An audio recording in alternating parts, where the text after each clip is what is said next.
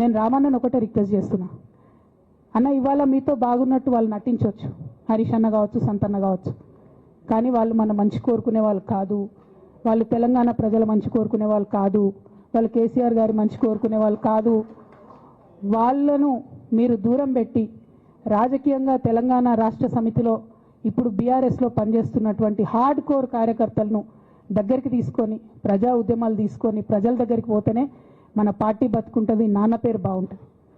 ఇవాళ నాన్నకు సిబిఐ అనేటటువంటిది వచ్చిందంటే అది కేవలం హరీష్ రావు గారు, సంతోష్ రావు గారి అవినీతి వల్లనే వచ్చిందని మళ్ళొకసారి నేను గంటాపదంగా చెప్తున్నాను. ఇంకా గమ్మత్ ఏంటంటే ఇదే హరీష్ రావు గారు వాళ్ళ ఫాలోవర్స్ అంతా నిన్నటి నుంచి చెప్తున్నారు, హరీష్ అన్న చాలా కష్టపడ్డాడు, డే 1 నుంచి ఉన్నాడు అని. డే 1 నుంచి లేడండి, చాలామంది రిపోర్టర్లకు తెలుసు, సీనియర్ రిపోర్టర్లకు డే 1 నుంచి లేడు. పెద్దసారు టీడీపీ నుంచి బయటకు వస్తుంటే మామయ్య మనకెందుకు, డిప్యూటీ సీఎం మనం ఎందుకు రాజీనామా చేయాలి, ఈ ఉద్యమం ఏమవుతుందో, ఈ పార్టీ ఏమవుతుందో మనకు రిస్క్ ఎందుకని ఈనాడు పేపర్లో వచ్చింది. 1,50,00,000 రూపాయలు తీసుకొని వ్యాపారం చేసుకుందామని హరీష్ రావు గారు ఎక్కడికో పోయిందని కూడా వచ్చింది. కటింగ్ కోసం దొరికినప్పుడు ఎప్పుడో ట్వీట్ చేస్తుందని నేను. బీఆర్ఎస్ పార్టీ ఆనాడు టీఆర్ఎస్ పార్టీ పెట్టినాక 9-10 నెలల తర్వాత వచ్చింది హరీష్ రావు గారు, డే 1 నుంచి లేరు.